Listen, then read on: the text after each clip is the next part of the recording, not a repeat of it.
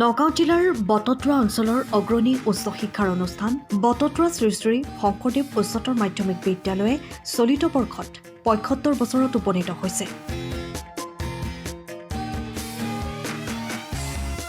এই গৌৰৱোজ্জ্বল পঞ্চসপ্ততিতম বৰ্ষ উপলক্ষে বিদ্যালয়খনৰ মহাৰাজত জয়ন্তী উৎসৱ ভাগ ৩ দিনীয়া কাৰ্যসূচীৰে ১৬, ১৭ আৰু ১৮ জানুৱাৰী বৰ্ণাঢ্য কাৰ্যসূচীৰে অনুষ্ঠিত হৈছে।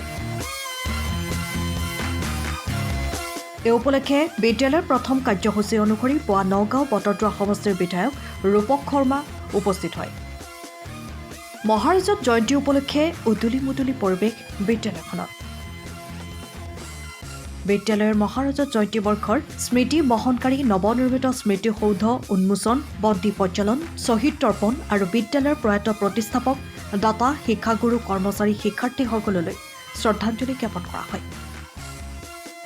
৭৫খন পতাকা উত্তোলনৰ মূল পতাকা উত্তোলন কৰে নগাঁও বটদ্ৰা সমষ্টিৰ বিধায়ক তথা মহাৰাজত জয়ন্তীৰ সভাপতি ৰূপক শৰ্মাই। শ্ৰী শ্ৰী শংকৰদেৱ উচ্চতৰ মাধ্যমিক বিদ্যালয় ৭৫ বছৰ ভৰিলে মহাৰাজত জয়ন্তী আৰু আজিৰ পৰা অনুষ্ঠিত হ'ব ১৮ তাৰিখলৈকে ৩ দিনীয়া কাৰ্যসূচীৰে এই অনুষ্ঠানটি সুন্দৰকৈ উদযাপিত হৈছে। আৰু মই পৰিচালনা কমিটিৰ যিটো সভাপতি হিচাপে, বিশেষকৈ আমাৰ যি উদযাপন কমিটিৰ সভাপতি হিচাপে আজি ইয়াত আমি আজি প্ৰথম দিনৰ কাৰ্যসূচী ভাগ লৈছোঁ। ইতিমধ্যে এই বিদ্যালয়ৰ স্মৃতি ৭৫ বছৰ স্মৃতি ধৰি ৰাখিবৰ কাৰণে এই স্মৃতিসৌধ নিৰ্মাণ কৰা হৈছে। ইতিমধ্যে স্মৃতিসৌধটো উদ্বোধন কৰা হ'ল আৰু একেলগে যিখিনি যোৱা সময়ছোৱাত শিক্ষক বা ইয়াৰ লগত থকা জড়িত ব্যক্তিসকলৰ যিহেতু শ্বহীদ তৰ্পণ কৰা হ'ল আৰু সুন্দৰকৈ নিৰ্মাণ কৰা, যিহেতু এইখন বিদ্যালয় গুৰুজনাৰ জন্মস্থান, গুৰুজনাৰ নামেৰে এই বিদ্যালয় আজি প্ৰতিষ্ঠিত হৈছিলে।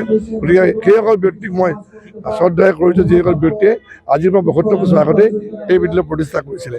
সকলোকে মই শুভেচ্ছা জ্ঞাপন কৰিছোঁ আৰু ৩ দিনীয়া কাৰ্যসূচীৰে আটাইকেইটা কাৰ্যসূচীকে সকলোকে সহযোগিতা কামনা কৰিছোঁ।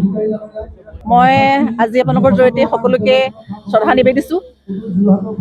গুৰুজনাৰ নামেৰে প্ৰতিষ্ঠিত আজি এই বটদ্ৰা শ্ৰী শংকৰদেৱ উচ্চতৰ মাধ্যমিক বিদ্যালয়ৰ এই গৌৰৱোজ্জ্বল ক্ষণত মই এগৰাকী অধ্যক্ষ হিচাপে মই গৌৰৱ অনুভৱ কৰিছোঁ আৰু লগতে আজি এই পবিত্ৰ সন্ধিক্ষণত মই সকলোৰে শ্ৰীচৰণত প্ৰণাম জনাইছোঁ। আমাৰ যিসকল প্ৰাক্তন শিক্ষাগুৰু, বটদ্ৰাৰ যিসকল আমাৰ দাতাসকলে যিসকলে এইখন বিদ্যালয় স্থাপন কৰিছিল, তেখেতসকলক মই আজি এই সুযোগতে স্মৰণ কৰিছোঁ। ইতিমধ্যে তেখেতসকলৰ প্ৰতিচ্ছবিত বন্তি প্ৰজ্বলন হৈ গৈছে আৰু লগতে আজি আমাৰ এটা অতি উন্নত মানৰ অতি আটক-ধুনীয়া এটি স্মাৰক উন্মোচন হৈছে। আমাৰ নগাঁও বটদ্ৰা সমষ্টিৰ বিধায়ক মহোদয়ৰ পুঁজিৰ পৰা বিধায়ক মহোদয়ে আমাক এটা উৎকৃষ্ট দান দিছে। সেইকাৰণে তেখেতক মই এই সুযোগতে যথেষ্ট কৃতজ্ঞতা জ্ঞাপন কৰিছোঁ। আৰু আজি এতিয়া অনুষ্ঠিত হ'ব আমাৰ পতাকা উত্তোলন। এই ৭৫ বছৰীয়া পতাকা উত্তোলনত মূল পতাকা উত্তোলন কৰিব নগাঁও বটদ্ৰা সমষ্টিৰ বিধায়ক মহোদয় আৰু বাকী ৭৫খন পতাকা উত্তোলন কৰিব বটদ্ৰা অঞ্চলৰ বিভিন্ন গণ্যমান্য ব্যক্তি, প্ৰাক্তন শিক্ষাগুৰুসকলে পতাকা উত্তোলন কৰিব। তাৰ লগে লগে তাৰপিছতে অনুষ্ঠিত হ'ব বটদ্ৰাৰ বিদ্যালয়ৰ বিভিন্ন সাংস্কৃতিক অনুষ্ঠান। ৰাতিলে আমাৰ ৰুপিনী হৰণ, গুৰুজনাৰ বিৰচিত ৰুপিনী হৰণ অনুষ্ঠিত হ'ব আৰু কাইলৈ আৰু পৰহিলে অৰ্থাৎ ১৭ আৰু ১৮ জানুৱাৰীত শিল্পী দিৱসৰ লগত সংগতি ৰাখি আমাৰ প্ৰাক্তন ছাত্ৰ ছাত্ৰীসকলৰ সন্মিলন আছে আৰু লগতে ৰাতিলৈ আমন্ত্ৰিত শিল্পীৰ দ্বাৰা সাংস্কৃতিক অনুষ্ঠান আছে আৰু এটা অতি আটক-ধুনীয়া আমি আটক-ধুনীয়া কৰিবলৈ চেষ্টা কৰিছোঁ এটা সাংস্কৃতিক শোভাযাত্ৰা, বাৰে বৰণীয়া সাংস্কৃতিক শোভাযাত্ৰা আমি সকলোৱে মিলি এটা আমি কৰিবলৈ চেষ্টা কৰিছোঁ। আৰু তাৰ লগে লগে পৰহিলৈ অনুষ্ঠিত হ'ব আমাৰ যিখন মূল সভা, সেই মূল সভা অনুষ্ঠিত হোৱাৰ লগে লগে তাৰ ৰাতিলৈ আমাৰ বিশিষ্ট শিল্পী আচুৰ্য বৰপাত্ৰৰ গীতৰ শৰাই আগবঢ়াব।